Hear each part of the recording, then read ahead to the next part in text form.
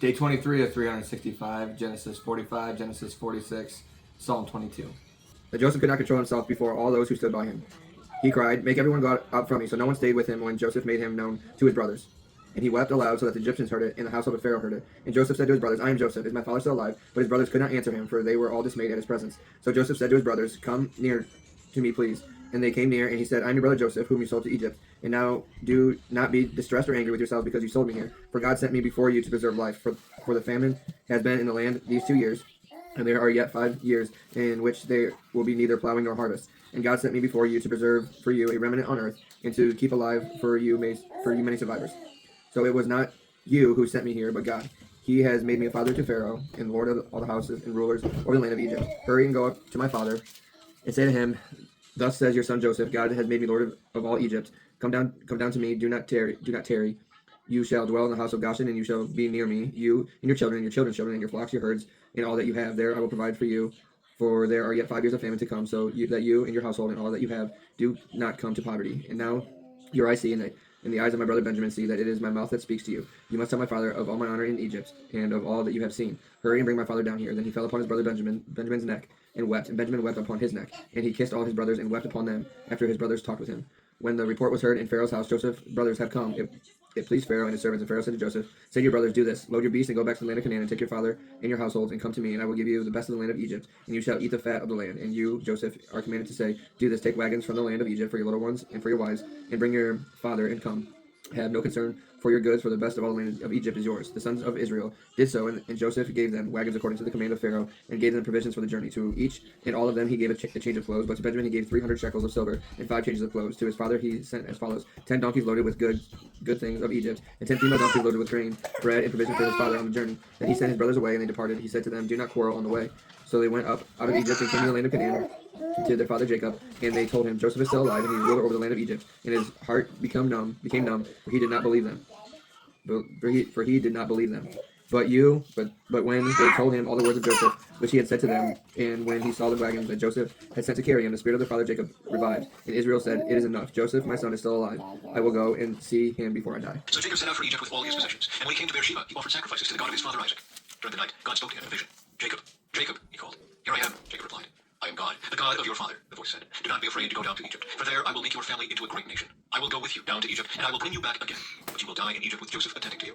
So Jacob left Beersheba, and his sons took him to Egypt. They carried him and their little ones and their wives and the wagons Pharaoh had provided for them. They also took all their livestock and all the personal belongings they had acquired from the land of Canaan. So Jacob and his entire family went to Egypt, sons and grandsons, daughters and granddaughters, all his descendants. These are the names of the descendants of Israel, the sons of Jacob, who went to Egypt. Reuben was Jacob's oldest son. The sons of Reuben were Hanok, Palu, Hezron, and Carmi. The sons of Simeon were Jemuel, Jamin, Ohad, Jachin, Zohar, and Shaul. Shaul's mother was a Canaanite woman. The sons of Levi were Gershon, Kohath, and Merari. The sons of Judah were Onan, Shelah, Perez, and Zerah. Though and Onan had died in the land of Canaan. The sons of Perez were Hezron and Hamul. The sons of Issachar were Tola, Pua, Jashub, and Shimron. The sons of Zebulun were Sered, Elon, and Jaleel. These were the sons of Leah and Jacob who were born in Beth-Naram, in addition to their daughter Dinah. The number of Jacob's descendants, male and female, through Leah, was 33. The sons of Gad were Zebah, Haggai, Shunai, Isman, Eri, Erikai, and Arlai. The sons of Asher were Imnah, Ishvi, and Beriah. Their sister was Sirah. Beriah's sons were Heber and Melchiel. These were the sons of Zilpah, a servant given to Leah by her father Laban. The number of Jacob's descendants through Zilpah was 16. The sons of Jacob's wife Rachel were Joseph and Benjamin.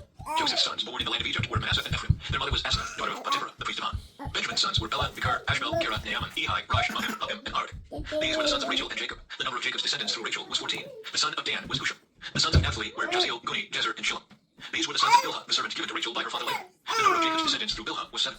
The total number of Jacob's direct descendants who went with him to Egypt and his sons' wives was 66. In addition, Joseph had 2 sons who were born in Egypt. So altogether, there were 70 members of Jacob's family in the land of Egypt. Jacob's family arrived in Goshen. As they neared their destination, Jacob sent Reuben ahead to meet Joseph and give directions to the region of Goshen. And when they finally arrived there, Joseph prepared his chariot and traveled to Goshen to meet his father Jacob. When Joseph arrived, he embraced his father and wept, holding him for a long time. Finally, Jacob said to Joseph, Now, I am ready to die, since I have seen your face again, and know you are still alive. And Joseph said to his brothers and to his father's entire family, I will go to Pharaoh and tell him, My brothers and my father's entire family have come to me from the land of Canaan. These men are shepherds and they raise livestock. They have brought with them their flocks and herds and everything they own. And he said, When Pharaoh calls for you and asks you about your occupation, you must tell him, We, your servants, have raised livestock all our lives, as our ancestors have always done. When you tell him this, he will let you live here in the region of Goshen, for the Egyptians despise shepherds. Psalm 22. My God, why have you forsaken me? Why are you so far from saving me from the words of my groaning? Oh my God, I cry by day, but you do not answer, and by night, but I find no rest. Yet you are holy, enthroned on the praises of Israel. In you our fathers trusted. They trusted and you delivered them. To you they cried and were rescued. In you they trusted and were not put to shame. But I am a worm and not a man, scorned by mankind and despised by the people. All who see me mock me. They make mouths at me. They wag their heads. He trusts in the Lord. Let him deliver me. Let him rescue him, for he delights in him. Yet you are he who took him from the womb.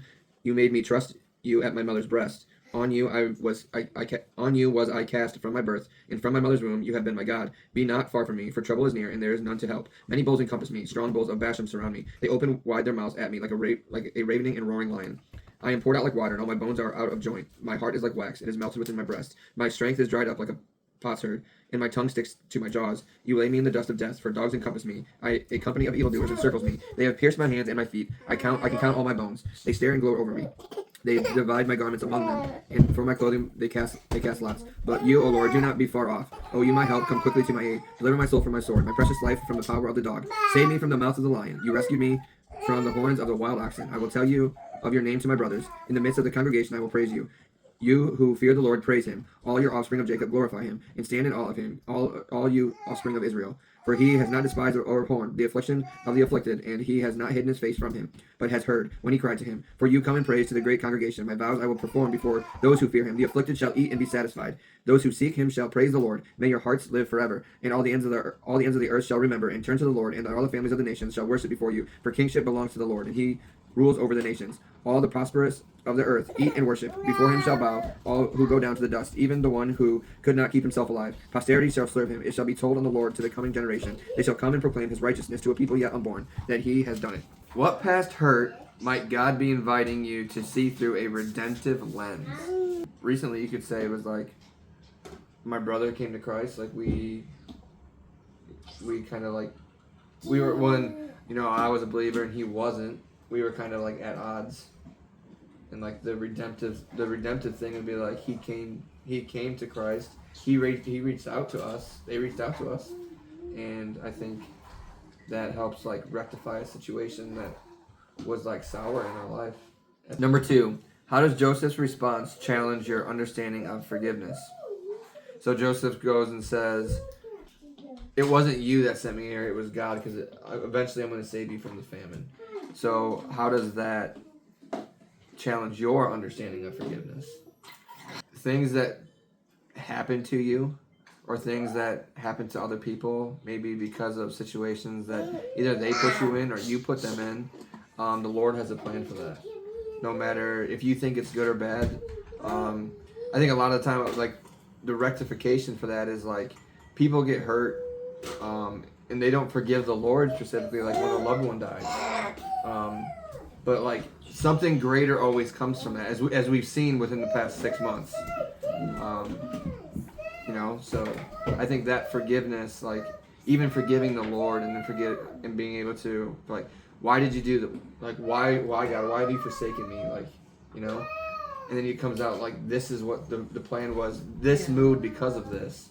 This block moved here because of this. Yeah. And everything's done for the greater good, His greater good. Number 3, where do you need to trust that God is still at work despite pain? For me, I always know that I can trust God, and like I feel like we said it before, like even when it sucks, like even when it's hard, you know that the outcome is gonna be good. It's gonna be better than what you want. And so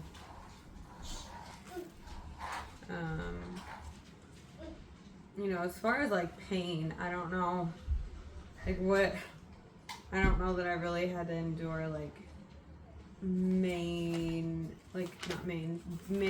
mega, geez, I can't talk. I don't know that I've had to like endure like mega hardship, like I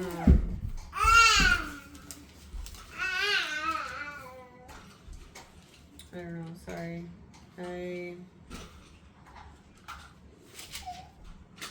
I don't have a problem with trusting God. I think what I struggle with is